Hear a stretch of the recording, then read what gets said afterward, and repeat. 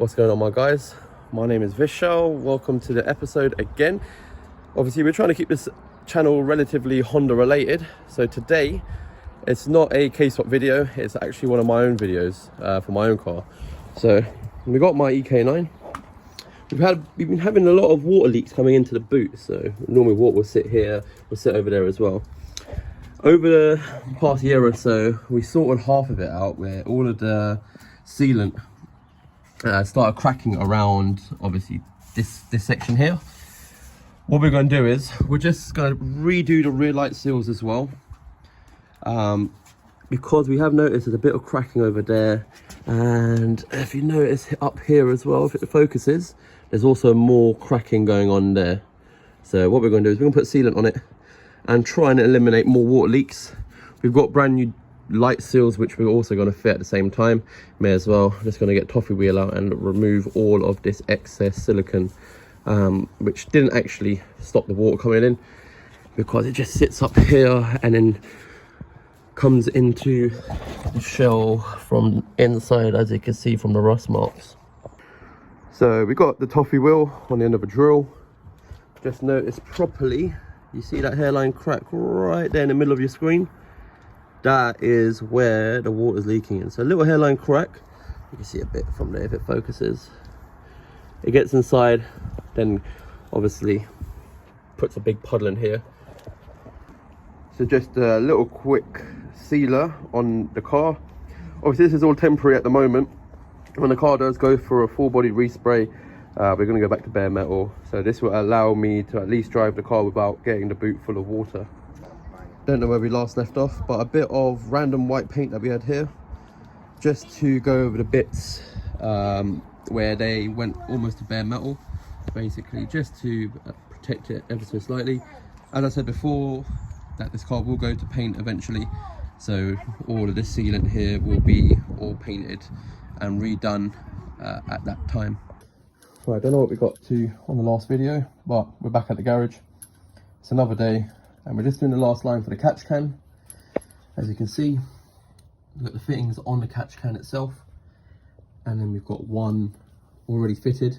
We have to buy another one off eBay, as we didn't have another spare 90 degree. What we're going to do is we're going to measure, cut, and then make sure everything all works perfectly. Put it on back on, and then this should be ready for our drive on the weekend. It could possibly be in the same video. We're going to the podium place. I think it's somewhere in Reading or Oxford sides. It's about an hour and a half drive from here. And we're going to meet one of our friends who's also got an EK9. His name's Ranulph. He's also a parts plug. So if I can't get the parts through Honda UK, he can get it through Honda Japan and also Honda America as well. So usually what I do, I usually get Torx fittings. So any of my other AN lines. So you see here for the fuel system, over there as well. Oops, not in the camera. And any other AN fittings that are used that require proper pressure and proper parts, I get it from eBay. There's a company called Torx. The ones for the catch can, it's only for blow by that comes out, so as long as they don't leak, they're not actually crucial. So I just get any cheap random ones off eBay for the time being. If they do ever break or stop sealing as well, then I'll just go for Torx. Torx fittings are a lot more expensive, but you do pay for what you get. So now that I've measured the line of how long I want it to be, I then electrical tape it. I go a couple of laps around, and then I get the angle grinder, cut it as straight as I can. I make sure not to yank on it or anything like that, because when's that happening, you have a lot of frayed wires coming from it, which doesn't help the line push into the fitting as great. You'll struggle a lot. I don't have a vise here, so what I normally do is I push the fitting on as hard as I can, hit it against the wall a few times, and then once that's done, I put the fitting on. AN10 line usually use a 27mm spanner. If you're from the UK, I don't know what size it is in America, but you can also get AN fitting tools that work as they should, and you don't end up scratching them. The spanners I got, they work perfectly fine. I don't usually put any tape on the fittings. So I've now cut the fitting. it's as clean as I could get it.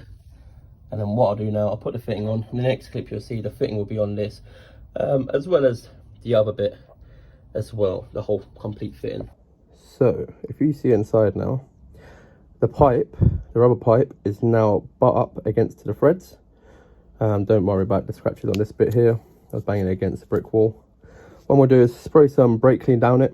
Once I've done that, I'll let it dry out for a bit and then I will put the fitting on.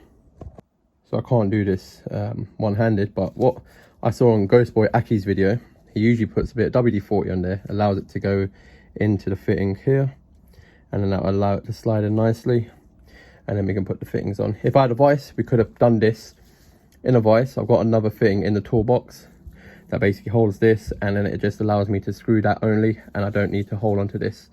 When I do tighten it together, I won't be able to record it. If I had a tripod here, I could have done it, but I get into some weird angles while trying to tighten one-handed.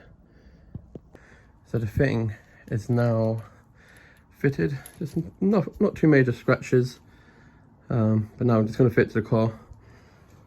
Put the AN10 fittings that basically hold the lines together.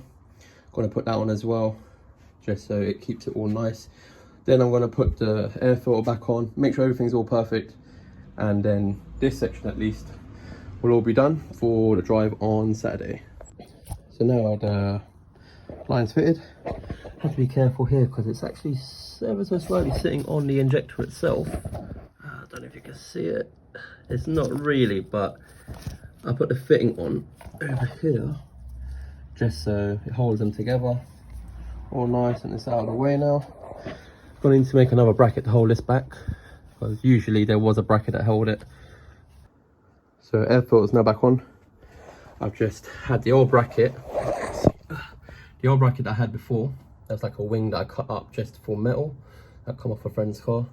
I've literally just bent that around one of the pipes, tightened it, and now that section's all protected. I'm gonna do something like maybe a little bar that comes around that holds all of this, keeps this all protected because I don't want the fuel system to get hot. Because now the catch can sits here instead of where it was before, right here next to the reservoir bottle,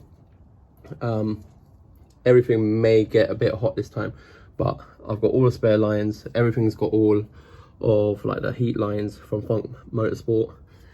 And then eventually what we're going to do is we're going to move this somewhere else as well. Our friend Josh, who's a fabricator, he's going to make me a nice little pipe that basically comes off from here and has the filter sitting somewhat behind the headlight. Oh, not even looking at it. So it comes from there to the headlight. If you notice over here, I've got my just a standard EJ9 front headlight, which I've cut out. So every time I go track days, I always fit this just so I get better cooling inside the engine bay. We do keep the indicator, so the raw plugness USDMs are always on show whenever we drive. So I think for now, this is all I'm going to record on the Tuesday. I'll record some more on Saturday when we go down to the podium place, when we meet our friend Ranalph with his EK9, and we'll carry on the story then. So if you like this video, hit the like button, leave a little comment below, and subscribe for more. But I'll see you in the next one.